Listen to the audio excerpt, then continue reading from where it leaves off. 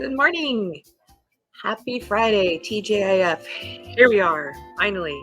Oh my gosh, I'm so happy. Happy first day of September. Happy Spy versus Spy September. Thank you so much for being here. I'm so glad you're here. I sure appreciate you guys. Welcome or welcome back if you are a returner. And if you are watching this at a later time, I'm glad you're watching it then too. I was just listening to the jazz, thinking, wouldn't it be nice to have a little cup of coffee sitting on at that table? That'd be so nice. Good morning, Alicia. Happy September. We're in the Burr months, as you see the memes. I love fall. Good morning, Mary. Happy Friday and the first day of September. Going to be another gorgeous day here. Oh, that is so good. In the mornings. Everybody's having good weather. That's good. Love the graphic. Oh, isn't that neat? I just want to have a cup of coffee there. Let's just go there. Let's just not work. You guys are tired. And Mary, you have a show tomorrow. Oh, or does it start today? But definitely tomorrow. Oh, you're going to do so fantastic. Let me, I have the banner. Let me put a pause on that. Oh, I wanted to show you guys, being, excuse me, the first day of September means the first day of, let's see, let's take a look here. Hi, Jen, it's 56 out. Yeah, that's what it is here. It is in the upper 50s. We're getting that when you start from hot weather going back down again, the 50s seem too cold because your bones have gotten used to being warm. But we know when you're in the cold states, you're going from 0 up to 50. 50 is balmy, but right now we're in the, it's feels kind of chilly out. But we'll be getting into like almost 90 today. But yeah, we're starting in the 50s. Oh, it's today. Oh, that's right, because you were preparing last night to just get in the car and go. Very good. Good luck. You're going to do so amazing. But I was hopping around last night, being the first day of September, and I've started to read Harlequin books again because of Sarah at the Bookish Knitter. And so there were new October books are available in September. And I have to show you this cover. It is so absolutely gorgeous. Isn't that beautiful? Oh, I don't even read this line of book, but I'm probably going to have to read it because of that cover. And what got me first is, you know, the dress and her leg and everything. But if you look closely, she's wearing glasses. Ah, I'm totally going to, I think I'm going to pick that one up. All right. Let's look at some more spy versus spy options here. Of course, I'm always looking now, and I have come across some new ones. So this one I'm going to show you is more in the romantic line of agents, called Back in Black by Julie Ann Walker. And this came out, I believe it was this week or last week, which is why it caught my attention. Let's see, double check. Yep, August 29th, came out this week. The Black Knights are back and better than ever. FBI agent Grace Beecham is on the run after an operation to bring down a Russian disinformation campaign goes sideways and ends in her partner's death. The Kremlin has sent its most notorious assassin to kill her. Not knowing who to trust inside the bureau, Grace is forced to call on the one man who might be able to save her, the one man she hasn't been able to forget. BKI operative Hunter Jackson, he was destined to be a secret agent, walked away from Grace Beecham 3 years ago, and he hasn't looked back. But when his cell phone suddenly jangles to life with Grace on the other end begging for his help, he doesn't hesitate to ride to her rescue. Grace is no stranger to men like Hunter, men who are devastatingly attractive and in love with their perilous professions and no strings attached lifestyles. As the two of them go off-grid to uncover the truth behind what happened on her last assignment, she fears her life might not be the only thing on the line. With Hunter, her heart could be in danger too. So if you're looking more for a romance angle, this one, what is next couple I'm gonna be showing you are more in the middle grade range.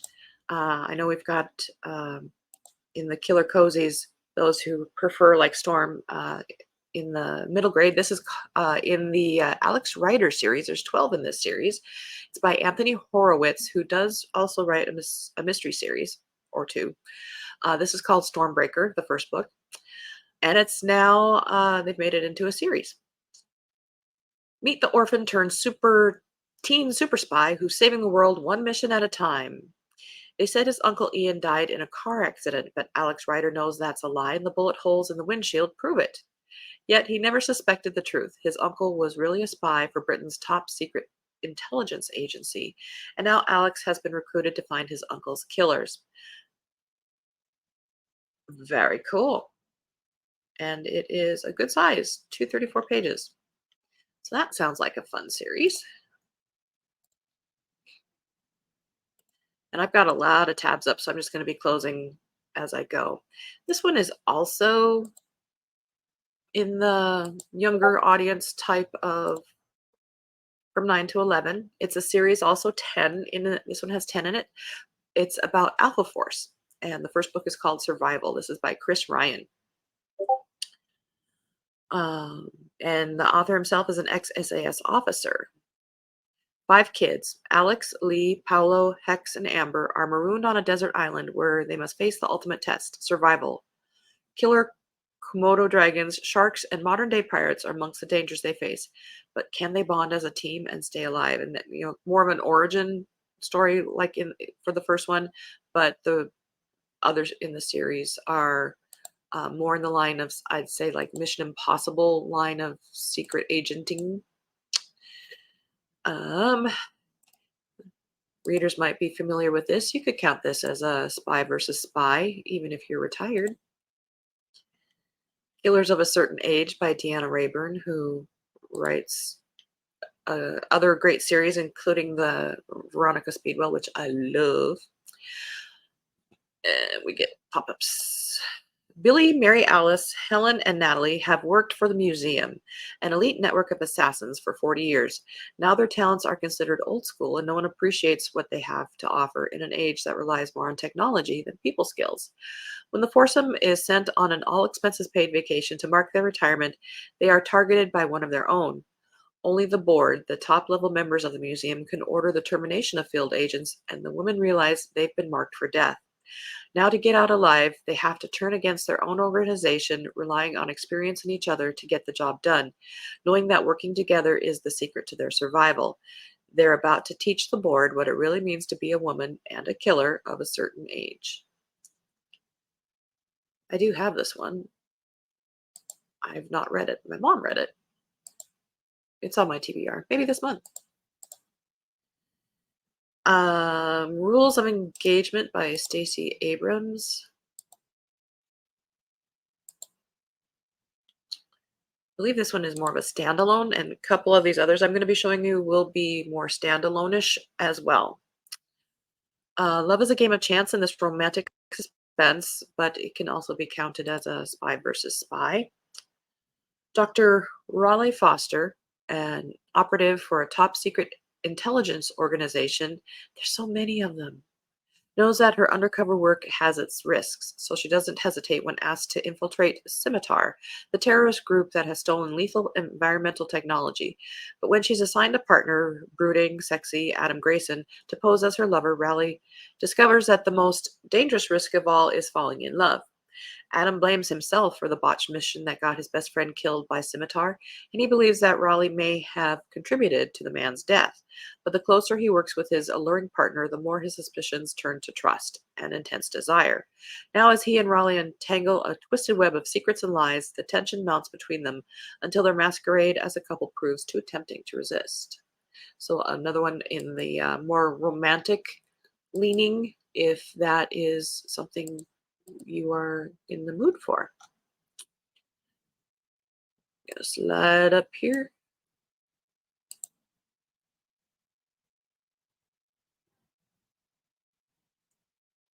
Oh, gotta get caught up. Sorry about that.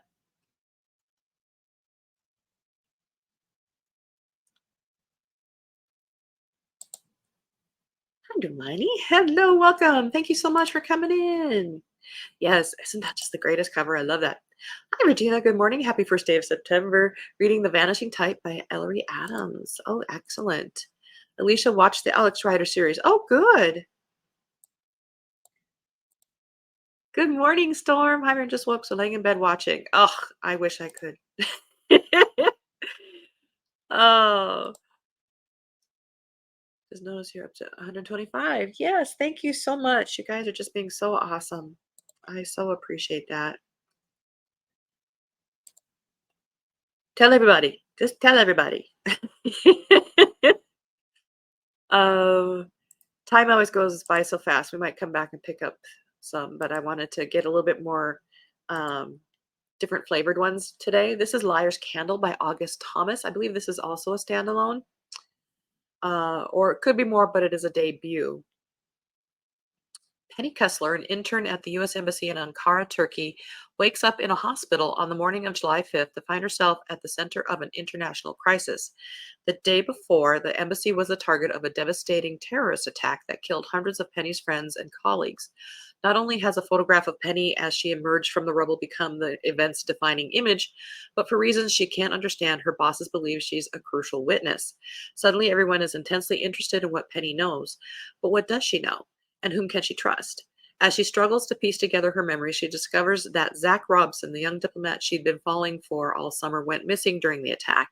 And one of the CIA's most powerful officials, Christina Ekdahl, wants people to believe Zach was a traitor. But what actually happened? Penny barely has time to ask before she discovers that her own government wants her dead. Soon, with only a single ally, a rookie intelligence officer fresh out of the Navy, she is running a perilous gauntlet, ruthlessly pursued by Turkey's most powerful forces and by the CIA. To survive, Penny must furiously improvise. Tradecraft takes a lifetime to master. She has less than 36 hours, and she's only 21 years old. This is her first real test, and she can't fail. I'm going to read this. This is very much like Alias Emma, which I'm highly recommending for people if they want to jump in. If I remember that, this one is this one a newish one? Nope, 2018. I'm going to read it. I need to close that tab because I got a lot of them open.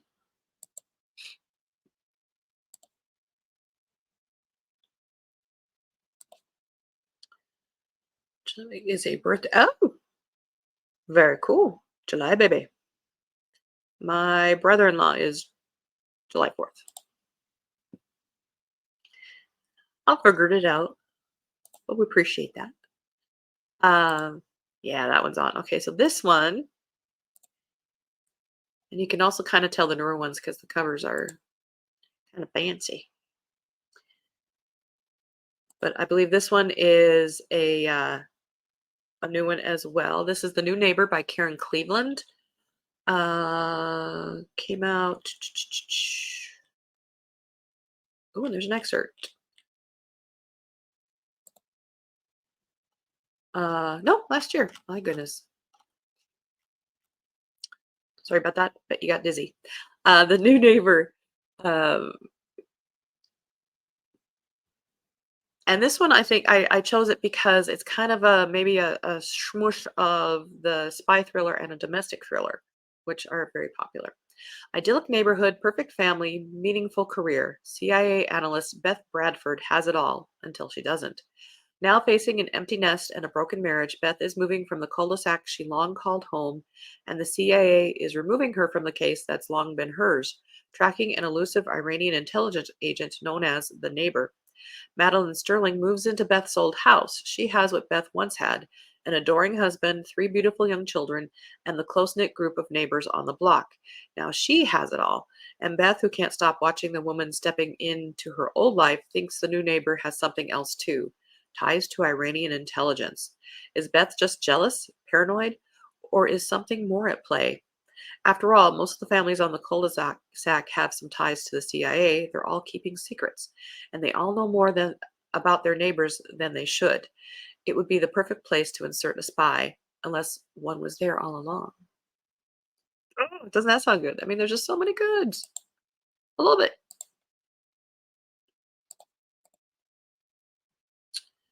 Let's see. What else was I going to hit? This one this one was a historical, but caught my attention because of they had made it into a series, a movie, and has Haley Atwell on the cover. Love her. It is Paris, 1939. 28-year-old Eva Delektorskaya is at the funeral of her beloved younger brother. Standing among her family and friends, she notices a stranger. Lucas Romer is a patrician-looking Englishman with a secretive air and a persuasive manner. He also has a mysterious connection to Kolya, Eva's murdered brother. Romer recruits Eva, and soon she is traveling to Scotland to be trained as a spy and work for his underground network. After a successful covert operation in Belgium, she is sent to New York City, where she is involved in manipulating the press in order to shift American public sentiment towards getting involved in World War II. 3 decades on, and Eva has buried her dangerous history. She is now Sally Gilmartin, a respectable English widow, living in a picturesque Cotswold village. No one, not even her daughter Ruth, knows her real identity, but once a spy, always a spy. Sally has far too many secrets, and she has no one to trust. Before it's too late, she must confront the demons of her past. This time, though, she can't do it alone. She needs Ruth's help. That also sounded really, really good.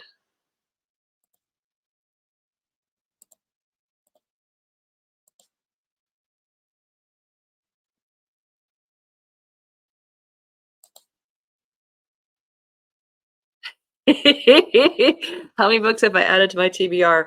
Several. Fortunately, some of these I already had in my TBR. Ugh, but yeah, like today, my goodness. 500. Alicia, who knew there were so many spy books? They're all so good. See? That's why we need to shine a light on this. Jen, I've read The New Neighbor and thought it was pretty good. Okay, good. I gave it 3.5, but that was only because I wasn't thrilled with the ending. Gotcha. Heads up. Enjoy the ride. Might not end well. Sorry, copies required. Just a minute.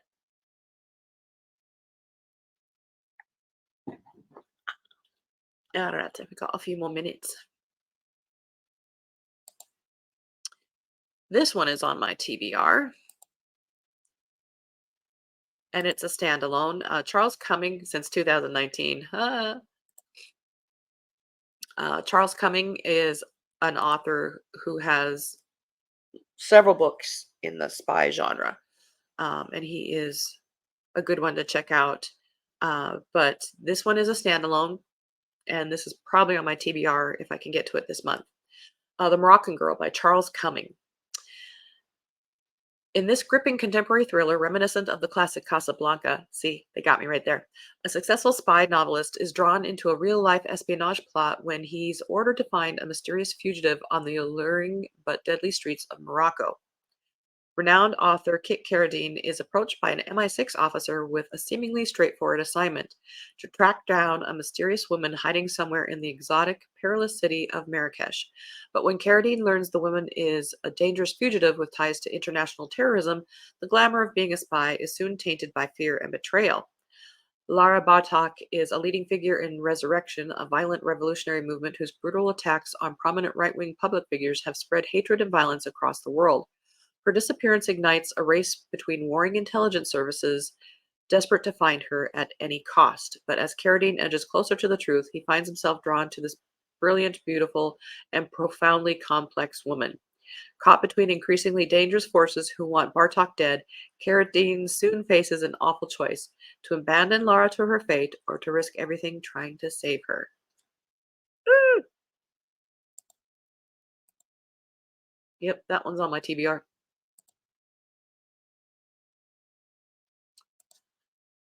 Let's see. Let's slide back down a little bit. Yeah, I have Charles coming on here for another one. I read Red Station. I read Intelligence. Hunt for Red October. Can't go wrong.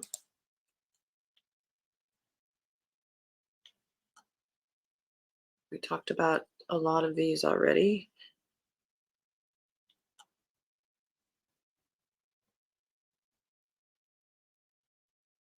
This one has also been made into a very popular series called Killing Eve, but originally it was a book called Codename Villanelle by Luke Jennings. There's 3 in this, but you will recognize the cover there.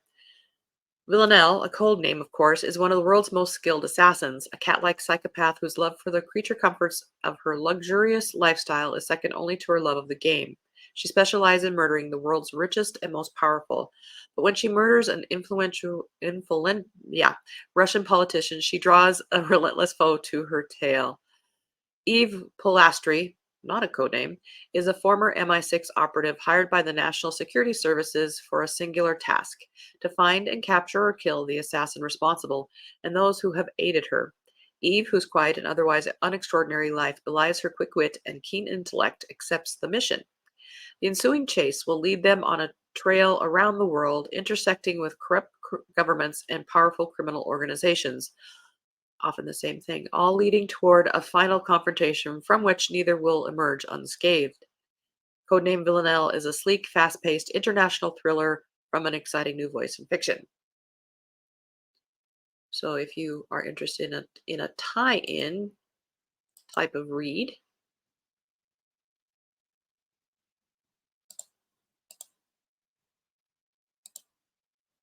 who says you have to read? We are readers, but you can also watch things. If you do want to watch things, I highly recommend Little Drummer Girl from AMC. And I'm currently reading Secret Service. Looked at that one. We looked at that one. That's the one I'm going to be reading. There was something down here.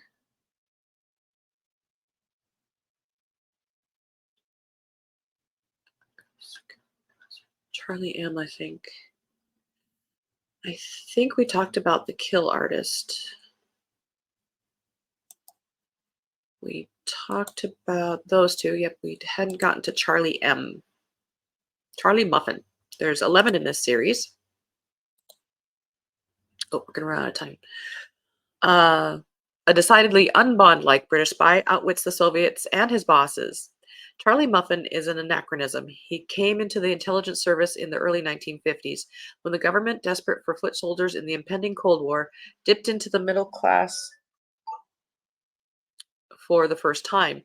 Despite a lack of upper-class bearing, Charlie survived 25 years on the espionage battlefront line, Berlin.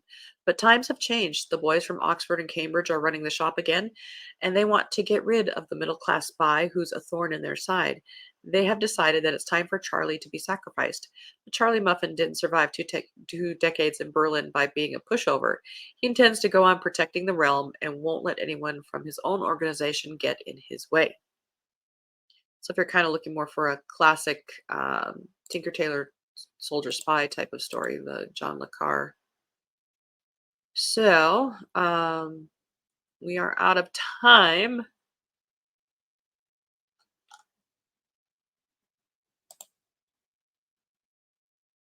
Yipes. Let's get back to, we'll share this one. Here we go.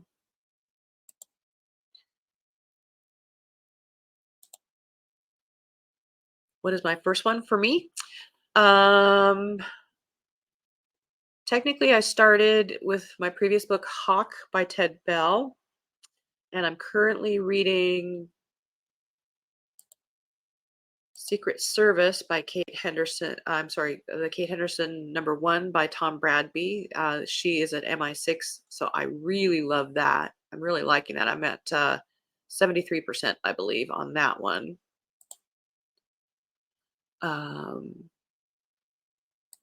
But after that, what I'm thinking, I still haven't decided.